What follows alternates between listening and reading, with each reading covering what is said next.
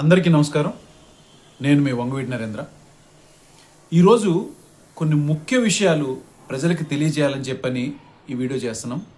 ఏంటంటే అది ఒక పచ్చ మీడియాకు అనుబంధమైనటువంటి ఒక యూట్యూబ్ ఛానల్లో మొన్న 3 రోజుల క్రితం ఒక విషయాన్ని చూశాను. ఆ యూట్యూబ్ ఛానల్ పేరు థింక్ ఆంధ్ర.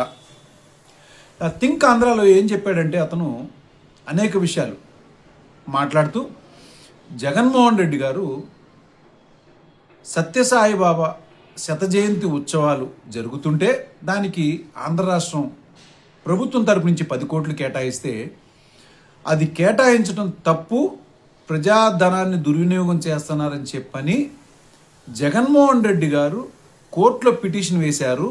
ఇది దుర్మార్గం కాదా అని చెప్పని వాడు మాట్లాడాడు. సరే, నాకు తెలిసి జగన్మోహన్ రెడ్డి గారు అందులోనూ ఆ కార్యక్రమానికి ప్రధానమంత్రి మోడీ గారు కూడా వస్తున్నారు. నాకు తెలిసి జగన్మోహన్ రెడ్డి గారు అలాంటి వ్యక్తి కాదు. అయినా కానీ ఎందుకన్నా మంచిది, ఇంత ఇదిగా అన్నారంటే ఏదైనా జరుగుండొచ్చేమోనని ఆ యొక్క లీగల్ టీంని నేను కనుక్కోవడం జరిగింది.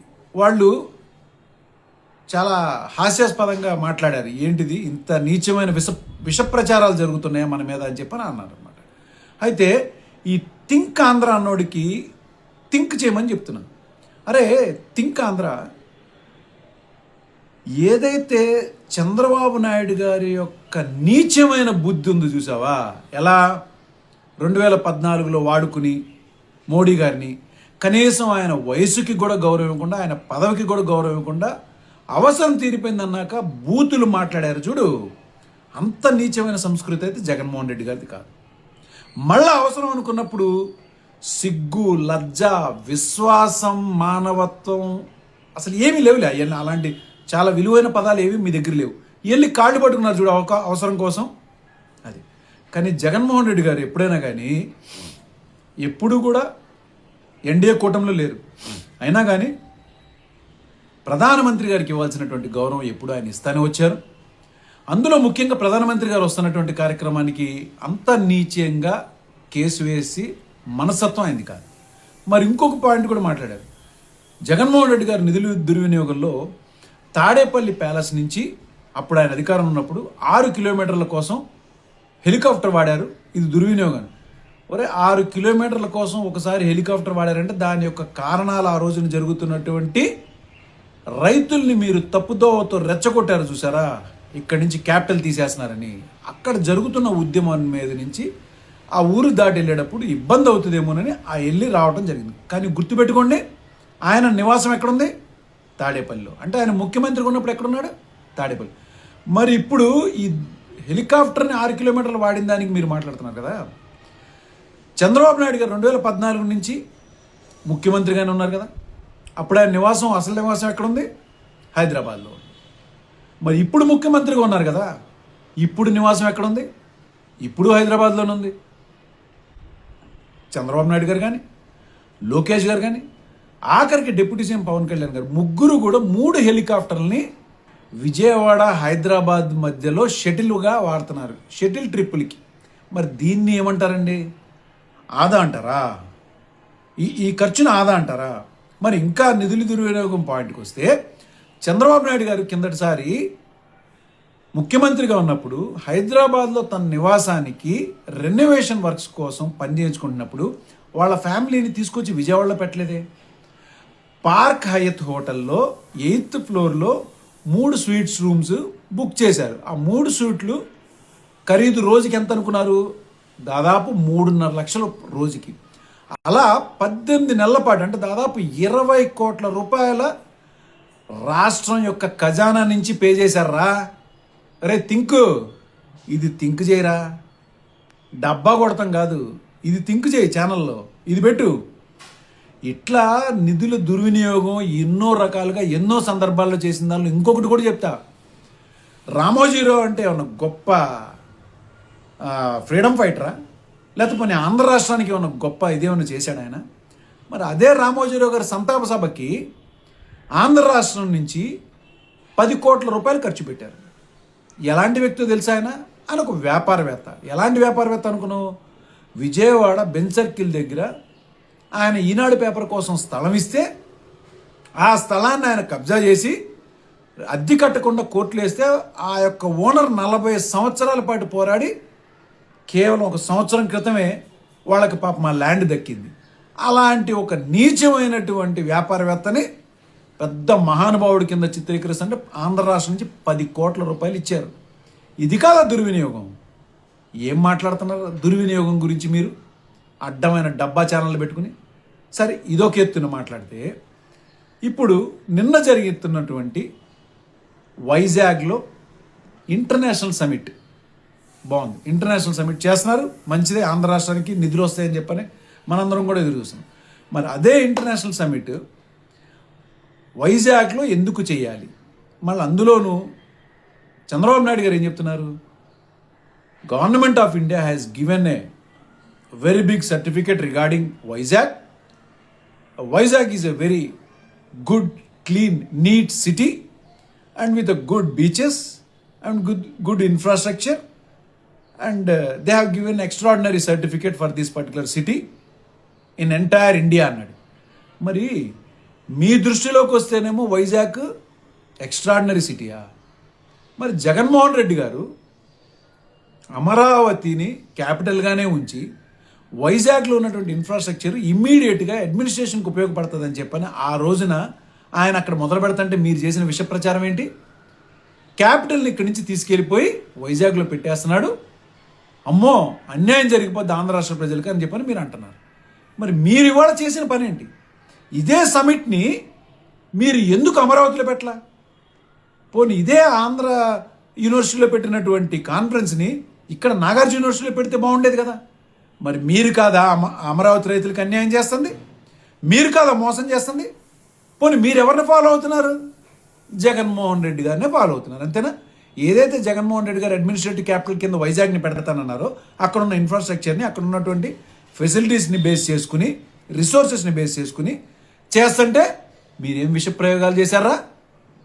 ఎన్ని విష ప్రచారాలు చేశారు? ఇవాళ మీరు చేస్తే అది కరెక్ట్. సరే, ఇదొక ఎత్తు. మరి ఈ యొక్క సిఐఐ పార్ట్నర్షిప్ ఇంటర్నేషనల్ సమిట్కి ఎవరెవరు హాజరవ్వాలి? కూటమి ప్రభుత్వం నుంచి చంద్రబాబు నాయుడు గారు, వాళ్ళ కొడుకు లోకేష్, బాగుంది.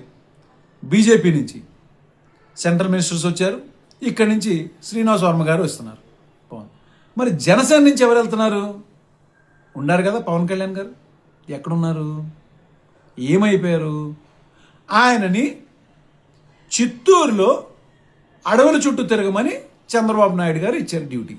చంద్రబాబు నాయుడు గారు ఇచ్చారు, మరి పవన్ కళ్యాణ్ గారు తెలియదు. మరి ఇదే పవన్ కళ్యాణ్ గారికి ఇంత ఇంపార్టెంట్ సమిట్ అవుతుండగా 1-2 రోజుల పాటు ఆయన ఉండకుండా నాదెండ్ల మనోహర్ గారిని ఎందుకు అక్కడ కూర్చోబెట్టారు? ఇది ఆంధ్ర రాష్ట్ర ప్రజలకే కాదు, ముఖ్యంగా ఈ పనికిమాలిన బ్యాచ్ ఉంటుందే, బుర్రలేని బ్యాచ్, మా పవన్ కళ్యాణ్ గారిని ఏదో అనేశారు అని చెప్పని అడ్డమైన బూతులు పెట్టి కామెంట్లు పెడతారే, ఆ బ్యాచ్కి చెప్తున్నా, రాజకీయం మీకు తెలియటం లేదురా. ఇప్పటికైనా బుర్రగా ఉపయోగించండి రా, కాస్త చెప్పేవాడిని ఆలకించండి. మీకు ఏం తప్పులు జరుగుతున్నాయో తెలియదు మీకు ఈ రాష్ట్రంలో. ఇప్పుడు అదే పవన్ కళ్యాణ్ గారు ఏం చెప్పారు అధికారం వచ్చే ముందు? నాకు అవకాశం ఇస్తే ఈ రాష్ట్రాన్ని ఎలా నడిపించాలో చూపిస్తాను అన్నాడు ఆయన, అవునా? మరి ఇప్పుడు ఆయనకు అవకాశం వచ్చింది, నాకు ఒకటేసారి ఆయన స్టేట్మెంట్ ఏమిచ్చాడు?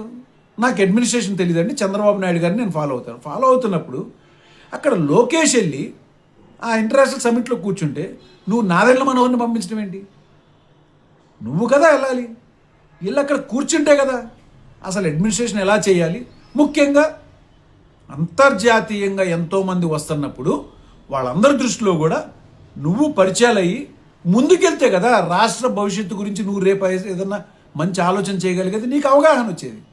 ఇవన్నీ పక్కన పెట్టి ఎప్పుడో 2001లో తీసుకున్నటువంటి ల్యాండ్ని, పెద్దిరెడ్డి గారి ల్యాండ్ మీద మీరేదో ఇవాళ కనిపెట్టి కబ్జా చేశారని చెప్పని ఆలోచించి ఇదన్నీ కూడా చంద్రబాబు నాయుడు గారు మిమ్మల్ని వాడుకుంటున్నారు. నేను ముఖ్యంగా చెప్తున్నా, ఈ జనసేన బ్యాచ్కి వీళ్ళందరికీ చెప్తున్నా, మీకు కొంచెం పాటి ఆలోచన కూడా లేదు మీకు. ఎందుకో చెప్తున్నా, చిన్న పాయింట్ చెప్తా. ఇదే చంద్రబాబు నాయుడు గారు 2001లోనే పెద్దిరెడ్డి గారు వాళ్ళు ఆ ల్యాండ్ తీసుకున్నప్పుడు అప్పటి నుంచి ఇప్పటికీ 3 సార్లు ముఖ్యమంత్రి. 2001లో ఆయన ముఖ్యమంత్రి, 2014లో ఆయన ముఖ్యమంత్రి ఉన్నాడు, ఇప్పుడు ప్రస్తుతం ముఖ్యమంత్రి సంవత్సరాల కాలం గడిచిందా? కానీ ఆయన కానీ వాళ్ళ కొడుకు కానీ ఆ టాపిక్ని కానీ ఆ యొక్క పాయింట్ని కానీ టచ్ చేశారా? చేయలే. ఎందుకని? దానిలో ఎటువంటి తప్పు లేదు, అది జెన్యున్గానే వాళ్ళకి ల్యాండ్ ఉన్నది అని చెప్పని. మరి ఇది పవన్ కళ్యాణ్ గారిని ఎందుకు డైవర్ట్ చేయించి పంపించారు అంటే, పిల్లి మెడలో గంట కట్టి ఆయనని పబ్లిక్ ముందు ఫూల్ చేయటానికి చేస్తున్నారా. అదిరా తెలుగుదేశం యొక్క బుర్ర. తెలుగుదేశం రాజకీయం అలానే ఉంటుంది, వాడుకుని వదిలేసే విధానం ఇలానే ఉంటుంది. అయితే నేను ఇంకా 3 పాయింట్లు చెప్తా. ఎక్కడెక్కడ ముఖ్యమైన స్థానాల్లో పవన్ కళ్యాణ్ గారిని పక్కన పెట్టారో మీ బుర్రలకి పదునిస్తా.